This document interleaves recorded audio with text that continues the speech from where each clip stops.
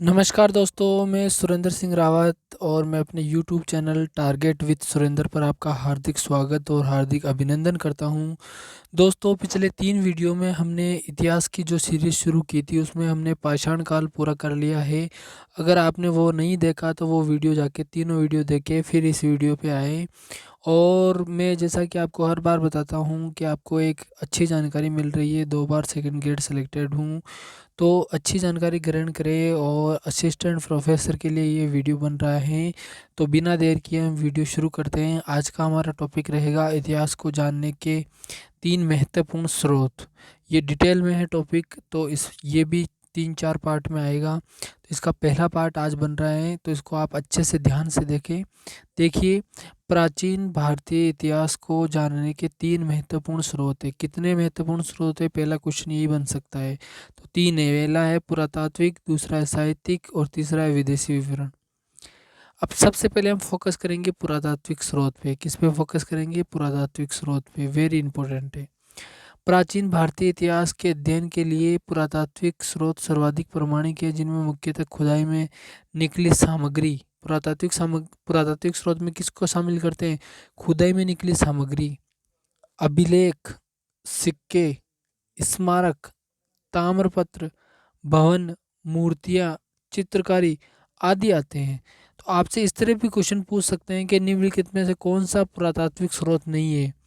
सिक्के, अभिलेख, स्मारक और एक विदेशी यात्रियों का विवरण। तो ऐसे आपको क्वेश्चन पूछ सकते हैं, तो आपको सारी चीज़ अच्छे से ध्यान से पढ़नी है। उसके बाद हम देखते हैं भारतीय पुरातत्व सर्वेक्षण विभाग की स्थापना अलेक्जेंडर कनिंघम ने के नेतृत्व में 1861 में हुई। भारतीय पुरातात्विक सर्वेक्षण विभाग की स्थापना आपसे पूछ सकते हैं। और 1902 में सर जॉन मार्शल द्वारा इसका पुनर्गठन किया गया।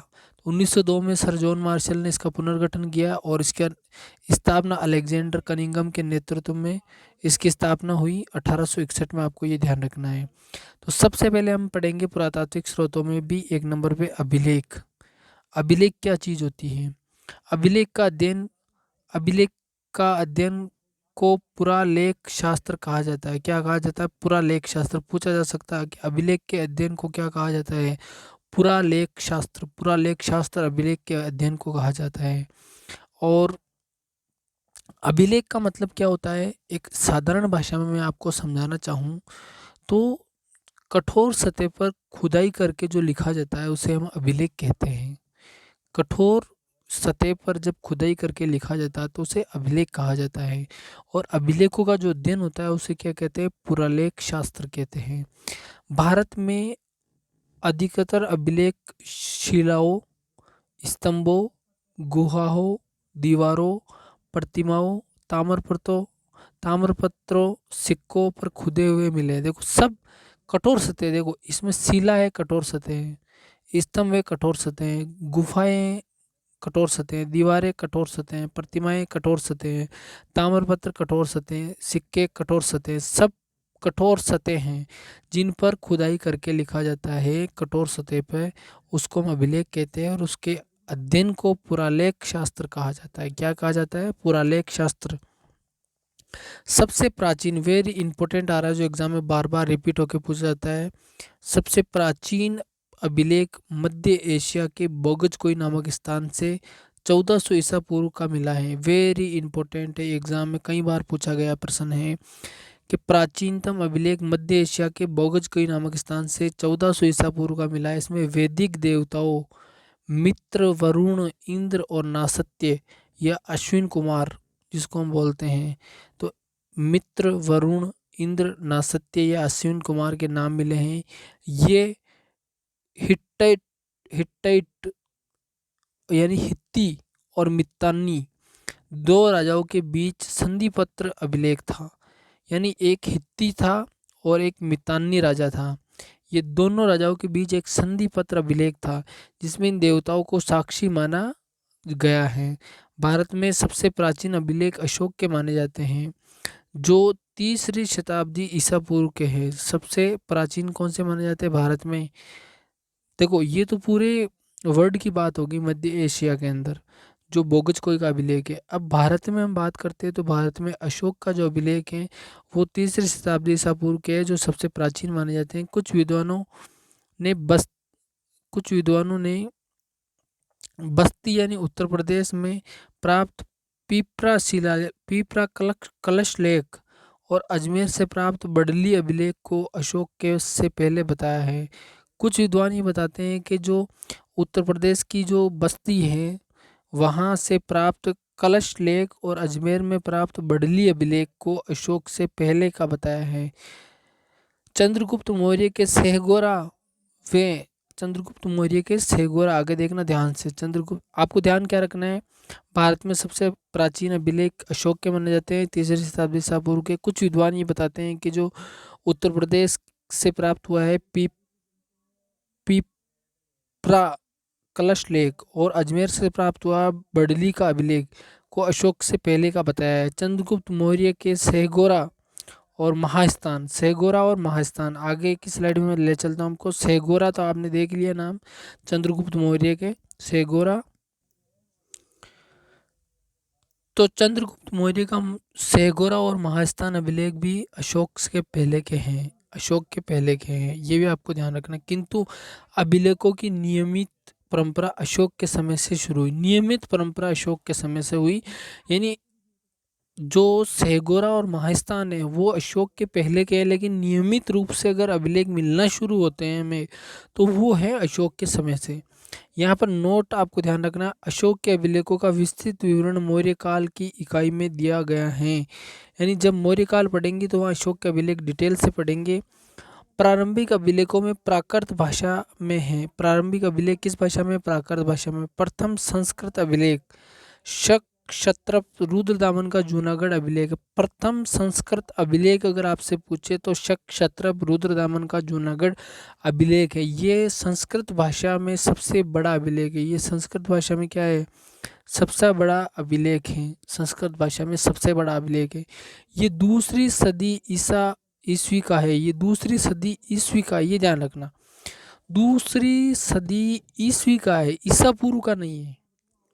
तो 2री शताब्दी का है और संस्कृत का है और रुद्रदामन का जूनागढ़ अभिलेख है और प्रथम संस्कृत का अभिलेख है। ये संस्कृत भाषा में सबसे बड़ा अभिलेख है। संस्कृत भाषा में सबसे बड़ा अभिलेख है। उसके बाद अपन देखते हैं सबसे पुराने अभिलेखों में हड़प्पा की मोहरे पर भी मिलते हैं, किंतु उन्हें अभी तक पढ़ा नहीं जा सका है। मिस्र में अल अमरना नामक स्थान से कुछ मिट्टी की मोहरें मिली हैं जिनमें बेबीलोनियाई नरेशों का नाम है, जैसे अर्तमन्य है, अर्जविज्य है, यशदत्त है, शूतर्न है आदि के। ये नाम वैदिक से लगते हैं।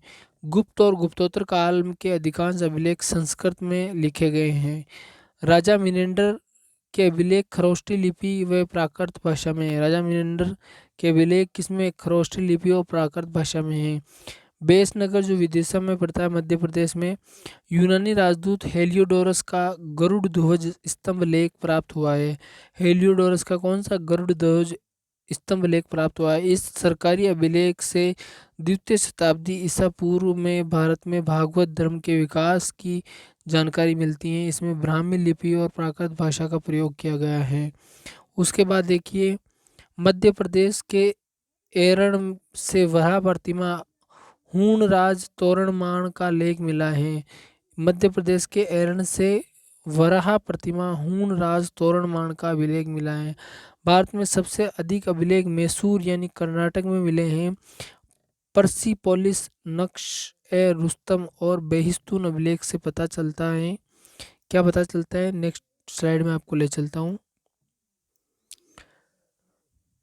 पता चलता है कि ईरानी सम्राट दारा ने सिंधु घाटी पर अधिकार किया और दारा से प्रभावित होकर मौर्य सम्राट अशोक ने अभिलेख जारी करवाए।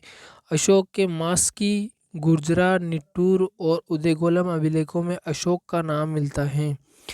ये वेरी इंपॉर्टेंट पर्सन है। अशोक का नाम अशोक किस में मिलता है? तो मास्की, गुर्जरा, नेट्टूर और उदयगोलम अभिलेखों में अशोक का नाम मिलता है। अशोक के अधिकतर अभिलेख ब्राह्मी लिपि में, अधिकतर अभिलेख किस लिपि में? ब्राह्मी।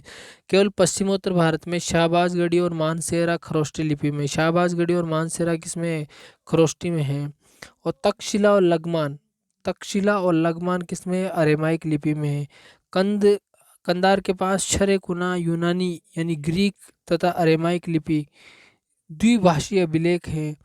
एररगुड्डी यानी कर्नूल आंध्र प्रदेश में अभिलेख खरोष्टी और ब्राह्मी लिपि में, दोनों लिपियों में मिला है। बोस्ट्रोफोदन फेदन शैली क्रमशः दाएं से बाएं और बाएं से दाएं कहा जाता है। बेस्टोफेदन शैली का मतलब ये होता है। खरोष्टी लिपि ईरान में प्रचलित अरेमाइक लिपि से विकसित हुई है। खरोष्टी लिपि अरेमाइक लिपि से विकसित हुई है। अशोक के अभिलेखों की भाषा किसी प्राकृत थी। अशोक के अभिलेख सर्वप्रथम किसने खोजा? 1750 में टिफेन थेलर ने खोजा। 1837 में जेम्स प्रिंसेप ने अशोक के अभिलेखों को पढ़ने में सबसे पहले क्या की? सफलता प्राप्त करी। ये ब्राह्मी लिपि पढ़ी। इसके लिए ब्राह्मी और ग्रीक द्विभाषी अभिलेख की मदद ली गई।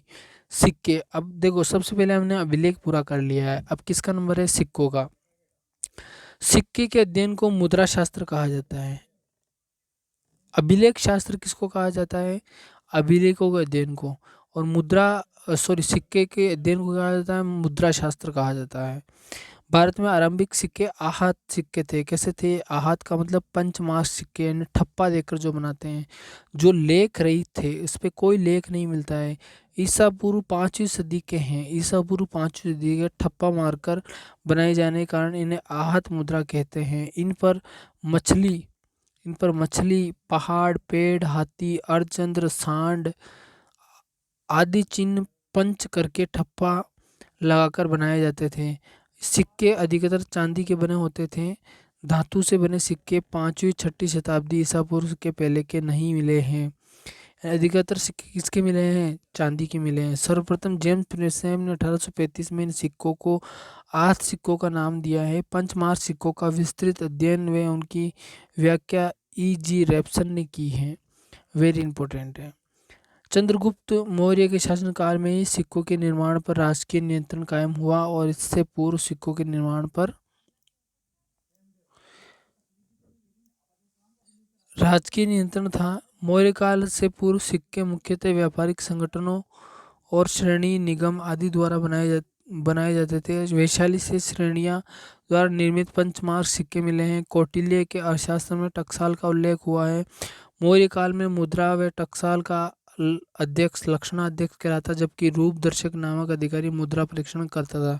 सर्वाधिक आहत सिक्के मौर्य कालीन है। प्रारंभ से लेकर मौर्य काल तक सर्वाधिक आहत सिक्के पूर्वी उत्तर प्रदेश और बिहार से मिले। ग्रीक प्रभाव के कारण भारत के लेख वाले सिक्कों का प्रचलन हुआ है। भारत में सर्वप्रथम लेख युक्त सोने के सिक्के इंडो ग्रीक शासकों ने जारी किए। वृहद स्तर पर कुषाणों ने सोने के सिक्के चलाए। वे भारत में सर्वाधिक स्वर्ण मुद्राएं गुप्त शासकों ने चलाई। कुषाण शासकों में विम कडफिसिस ने सर्वप्रथम विशुद्ध सोने के सिक्के चलाए। सर्वाधिक सिक्के मौर्योत्तर काल के मिलते हैं, जो शीशे, पोटीन, तांबे, चांदी, कांसे व सोने के हैं। शीशे और पोटीन के सिक्के सातवाहन शासकों के चलाए गए हैं। इंडो ग्रीक शासकों ने पहली बार भारत में सिक्कों पर शासकों के नाम और देवी देवताओं की आकृतियां लेख वाले सिक्के चलाने की प्रथा शुरू की। इंडो ग्रीक शासकों द्वारा द्विभाषिक और द्विलिपिक लेख वाले सिक्के चलाए, जिनकी सहायता से 1837 में खरोष्टी लिपि को पढ़ा जा सका। गुप्तोत्तर काल में सिक्कों का प्रचलन बहुत कम हो गया। समुद्रगुप्त के सिक्के पर वीणा बजाते हुए दिखाया गया, उसने संगीत प्रेम प्रकट होता है। सातवाहन शासकों ने यज्ञश्री सातकर्णी के सिक्कों पर जलपोत उत्कीर्ण है, उसका समुद्र प्रेम और समुद्र विजय का अनुमान लगाया जा सकता है। चंद्रगुप्त द्वितीय के गुप्त शासकों में सर्वप्रथम चांदी के सिक्के चलवाए। उसने उत्तर पश्चिम भारत में शक शासक रुद्र सिंह तृतीय को पराजित कर शकों के सिक्कों को पुनः प्रचलित करवाया। ये चांदी के सिक्के व्याघ्र शैली के हैं।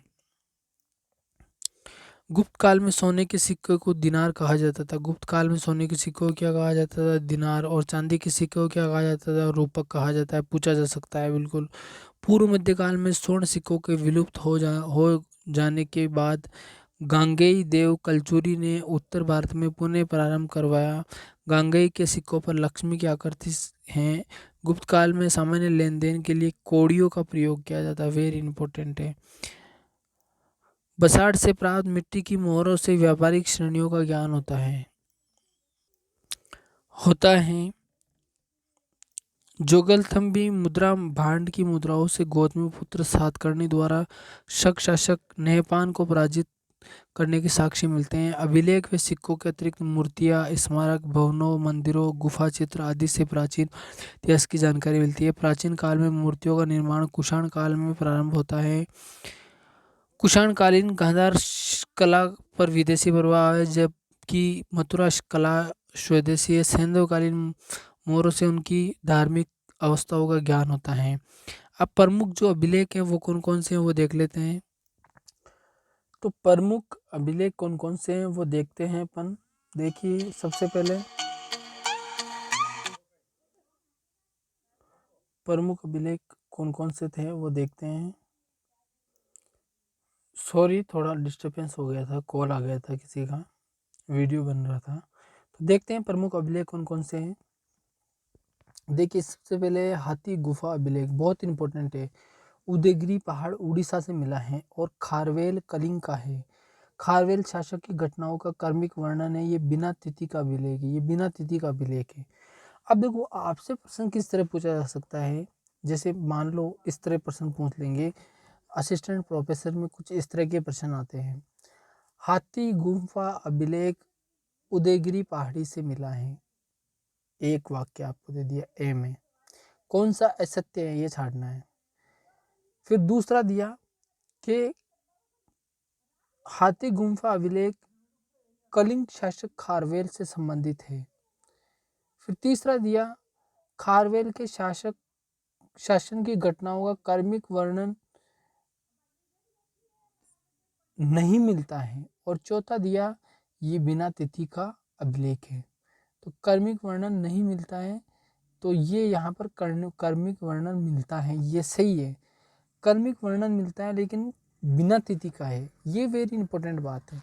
बिना तिथि का है लेकिन कर्मिक वर्णन मिलता है। और खारवेल कलिंग शासक का। दूसरा देखते हैं जूनागढ़ या गिरनार अभिलेख जो गुजरात से मिला है। ये रुद्रदामन उज्जैन शासक शक क्षत्रप का है। रुद्रदामन का विवरण और गिरनार में सुदर्शन झील का वर्णन है इसमें। फिर देखिए तीसरा नासिक गुहा लेख जो सातवाहन शासक महाराज से गौतमीपुत्र एवं वशिष्ठपुत्र पुलमावी का वर्णन है। गौतमीपुत्र सातकर्णी की सैनिक सफलताओं का अन्य का विवरण मिलता है। फिर है नानाघाट अभिलेख बहुत इंपॉर्टेंट है, महाराज से मिला है। ये नागनिका या सातकर्णी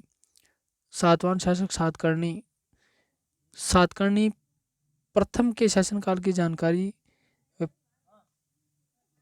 प्रथम की पत्नी सातवाहन शासक सातकर्णी प्रथम की पत्नी और सातकर्णी प्रथम के शासनकाल की जानकारी मिलती है इसमें। प्रयाग उत्तर प्रदेश, प्रयाग स्तंभ लेख उत्तर प्रदेश समुद्रगुप्त संबंधित। इसमें समुद्रगुप्त की विजयों नीतियों पूरा विवेचन है। चंपू शैली में, गद्य पद्य शैली में लिखा गया है। मंदसौर अभिलेख मध्य प्रदेश में यशोवर्धन मालव नरेश था उससे संबंधित है। यशोवर्धन की सैनिक उपलब्धियां इसमें मिलती हैं। एहोल अभिलेख मध्य प्रदेश से पुलिकेशन द्वितीय संबंधित है। पुलिकेशन द्वितीय हर्ष और पुलिकेशन द्वितीय के युद्ध का विवरण इसमें मिलता है। वातापी का चालुक्य शासक था कौन? पुलिकेशन द्वितीय। ग्वालियर अभिलेख ये मिहिर भोज प्रतिहार शासक था। गुर्जर प्रतिहार शासक की जानकारी मिलती है। गुर्जर प्रतिहार शासकों की जानकारी मिलती है। जूनागढ़ अभिलेख स्कंदगुप्त का है और स्कंदगुप्त में सर्वाधिक महत्वपूर्ण एवं प्रथम अभिलेख है जिसमें हुणों को पराजित करने और सुदर्शन झील के पुनः निर्माण की जानकारी मिलती है जूनागढ़ अभिलेख से। भीतरी स्तंभ लेख गाजीपुर उत्तर प्रदेश से स्कंदगुप्त का है और इसमें पुष्य मित्रों का हुणों के साथ युद्ध का वर्णन मिलता है। उत्तर मेरू अभिलेख तमिलनाडु है, प्रांतक प्रथम चोल शासक है और इसमें 1919 से 1921 में 2 अभिलेखों से चोल काल में स्थानीय स्वशासन की जानकारी मिलती है। मेहरौली का अभिलेख दिल्ली से मिला है, चंद्रगुप्त द्वितीय का है, गुप्त शासक है और चंद्रगुप्त की सैनिक विजयों की जानकारी मिलती है। बिलसाद अभिलेख ये कुमार गुप्त प्रथम का है, जो गुप्त शासक था, और कुमार गुप्त प्रथम की अभिलेख जिसमें कुमार गुप्त तक गुप्त शासकों की वंशावली का वर्णन मिलता है, ये भी इम्पोर्टेंट है। चौथा है अयोध्या। अयोध्या अभिलेख उत्तर प्रदेश से धनदेव पुष्यमित्र शुंग का अयोध्या का राज्यपाल है, ये वर्णन है। पुष्यमित्र शुंग के द्वारा किए गए 2 अश्वमेध यज्ञों का वर्णन है। तो ये सारे अभिलेख वेरी इंपॉर्टेंट। इनमें से अगर आप असिस्टेंट प्रोफेसर बनना चाहते हो तो कोई सा भी अभिलेख आपको छोड़ना नहीं है, इसका बार बार रिवीजन करें। यानी इसमें हमने अभी पुरातात्विक जो स्रोत है वो पढ़ लिए। पुरातात्विक स्रोतों के बाद में आते हैं साहित्यिक स्रोत, और फिर बच जाएगा तीसरा विदेशी विवरण। तो पुरातात्विक स्रोतों में हमने क्या पढ़े, शुरुआत में देख लेते हैं अभिलेख। शुरुआत में देखो क्या क्या है पुरातात्विक स्रोतों के अंदर। तो पुरातात्विक स्रोतों में हमने देखें, एक तो अभिलेख देखा, एक सिक्के देखें, एक स्मारक देखें, ताम्रपत्र, भवन, मूर्तियाँ, चित्रकारी, सब किस्म आते हैं पुरातात्विक स्रोतों में। और इसके अध्ययन को क्या कहा जाता है, इसको पुरालेख शास्त्र कहा जाता है, जबकि सिक्के के अध्ययन को क्या कहा जाता है, मुद्रा शास्त्र कहा जाता है। तो ये आपको सारी जानकारी अच्छे से ध्यान होनी चाहिए। इसी के साथ आशा करता हूँ कि आपको वीडियो पसंद आएगा। धन्यवाद, थैंक यू वेरी मच।